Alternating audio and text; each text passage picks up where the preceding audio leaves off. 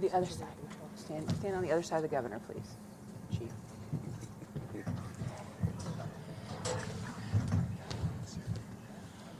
Hello, I'm Nan Whaley, Mayor of the City of Dayton. I have with me Deputy Chief Carper, Governor Mike DeWine, City Commissioner Chris Shaw, Head of the Dayton Foundation Mike Parks, City Manager Shelley Dickstein, and Assistant Chief for the Fire Department Jeff Likens. So we have some updates to give you today.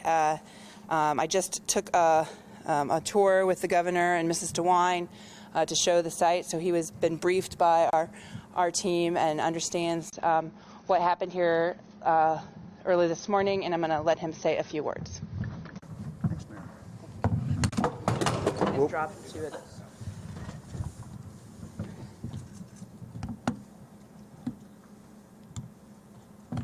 It's kind of hard. Or here, maybe. Yeah, that works. Well, thank you, Mayor, very much. Good afternoon, everyone. My wife, Fran, and I want to express to the victims' families, the Dayton community, our great sympathy. This is a heartbreaking tragedy, and it is the type tragedy that you pray never comes to your state or to your community. Mayor and I talked earlier this morning, very early this morning. Prior to that, I'd received a call from our public safety people about the situation. I just want to say that the City of Dayton, Montgomery County, first responders, everyone has done an absolutely amazing job. You practice for these tragedies, and you pray to God they never occur. If you don't practice, you're not ready. It's clear Dayton was ready. The community was ready. The mayor has pointed out to me how many other departments have made themselves available and have been involved in helping. So I just want to thank all of them. I want to thank the Dayton Police Department, the officers who were involved in ending this tragedy, their professionalism, their quickness, their amazing courage, and their response undoubtedly saved many, many, many lives. We will never know how many lives were saved. But, you know, police department and the mayor gave me the tour. My wife, Fran, and I the tour a few minutes ago. And the assailant was obviously very, very close to being able to kill dozens and dozens more people. So in this tragedy, we have to thank our first responders. We have to thank our police department for the amazing job that they have done. The mayor and I have been in contact throughout the morning. We'll continue to be in contact. I've made it clear to her that, you know, any resources that we have in the state certainly is available from our mental health specialists, and our highway patrol, of course, has been involved as well. But again, my hat's off to the City of Dayton, to the police department, and to the first responders. Thanks, Mayor. Thank you, Governor. Thank you so much. Certainly appreciate the Governor's help, Ohio State Patrol as well, who have been terrific as we've gone through a number of these issues over the past summer. The Governor has always been one to quickly call, quickly check in, and then be here when we're dealing with these issues. So certainly appreciate your personal leadership. We have some updates from police, and so I'm going to turn it over to Deputy Chief Carper. Thank you, Mayor. First thing I'd like to do is go ahead and confirm the identity or release the identity of the shooter.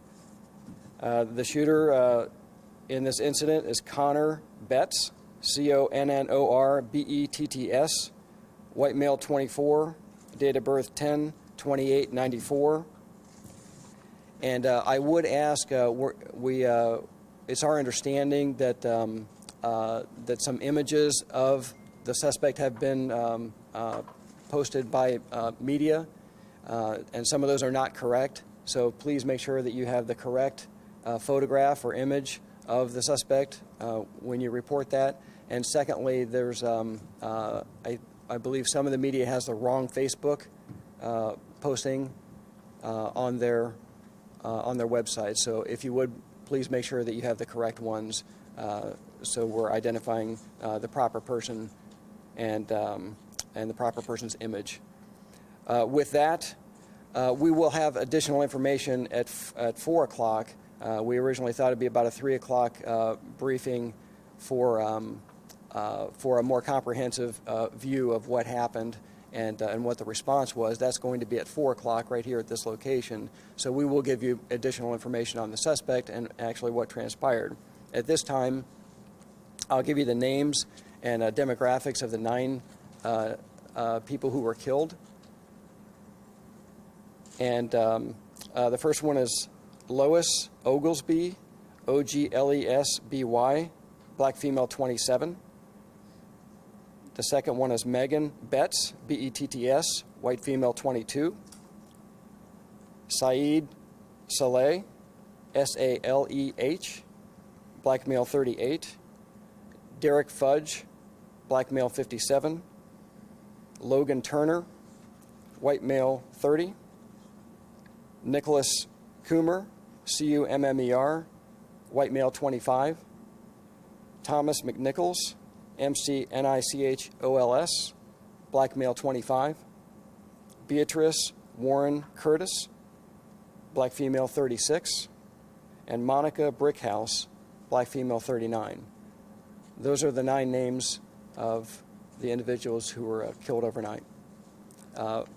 With that, I'll turn it back over to the mayor.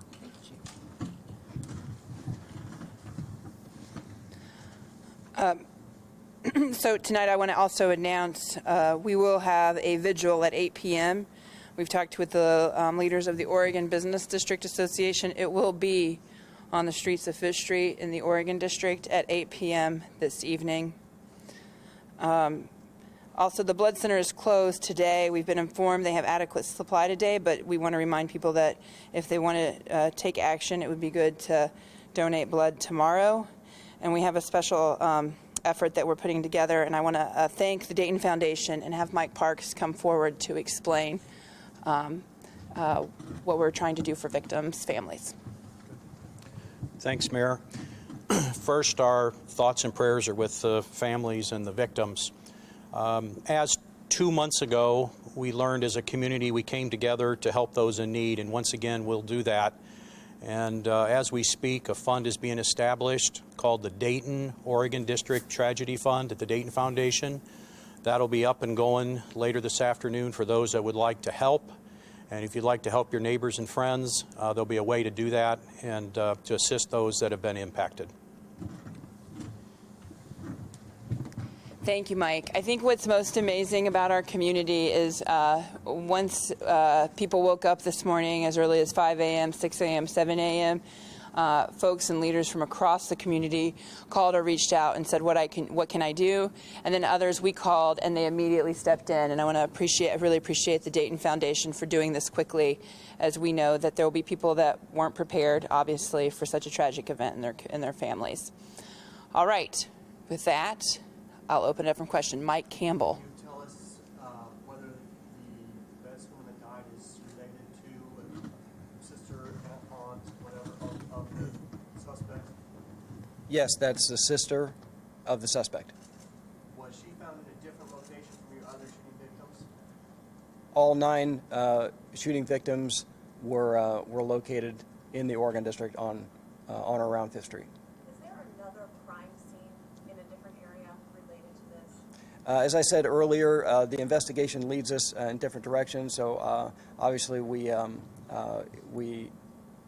look at vehicles, we look at houses, and yes, we did conduct a search warrant earlier today.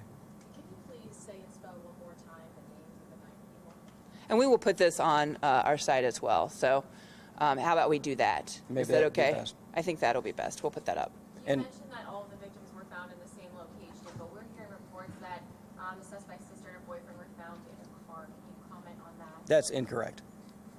And I will say that the family members of all 9 people who are deceased have been notified, and a victim witness member from the Montgomery County Prosecutor's Office has been assigned to each of those families to help them through this process as well. And that's why we waited until this afternoon to release the names. Deputy Chief, if you learned anything further about a possible motive? We will address that at 4 o'clock as best we can. We will be able to provide much more information on the actual incident itself at 4 o'clock.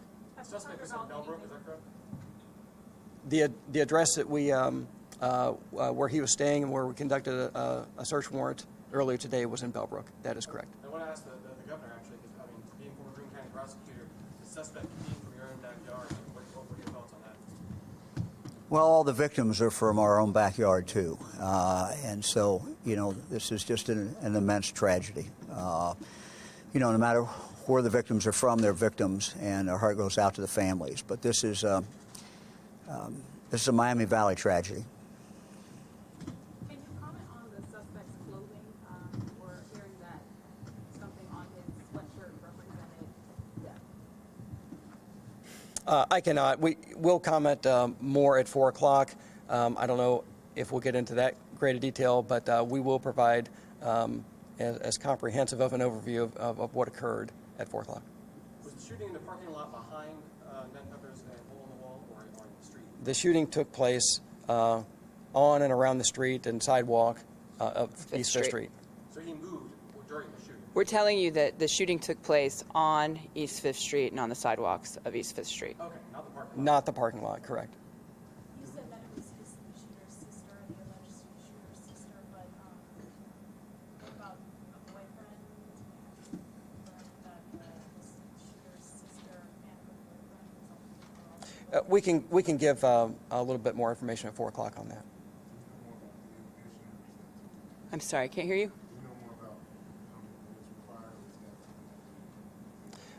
We'll try to get you a general idea of that at 4 o'clock.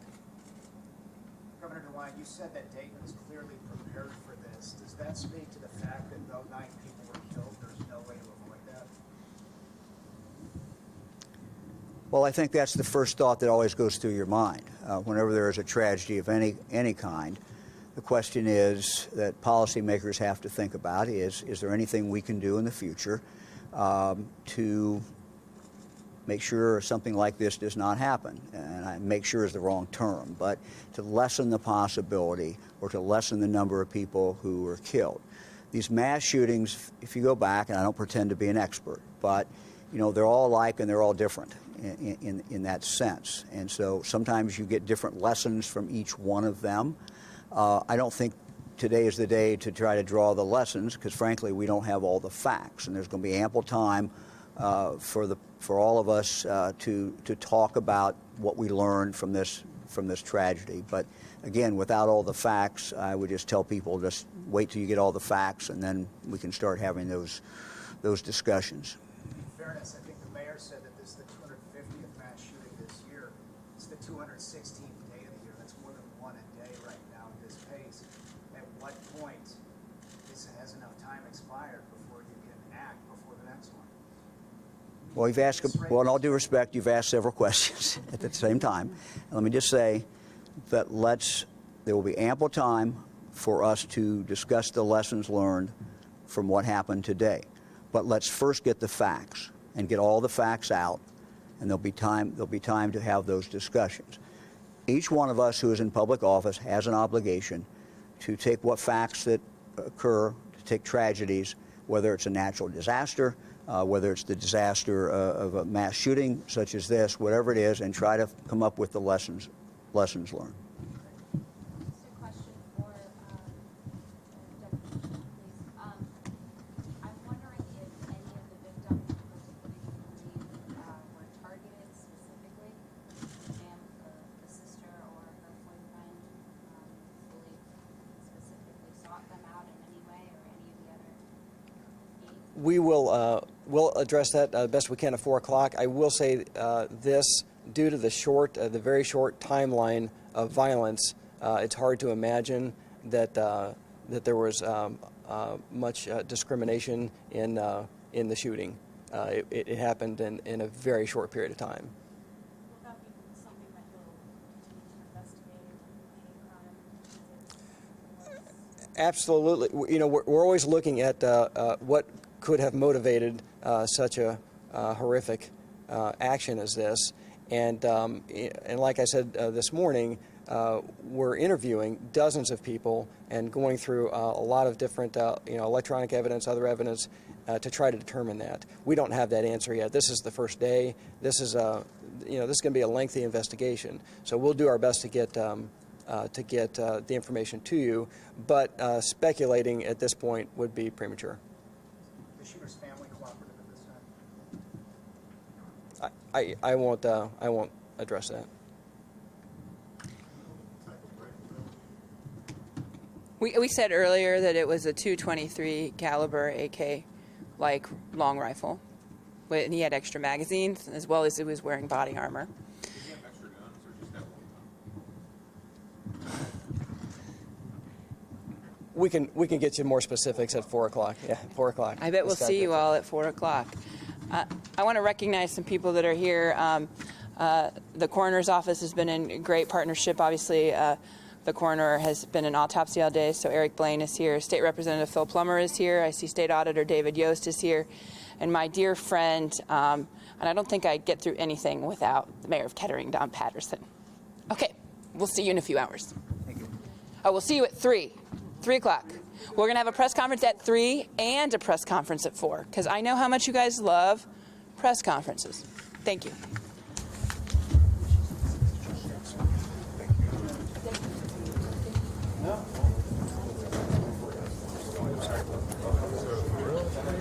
Three and four. She said 3 and 4.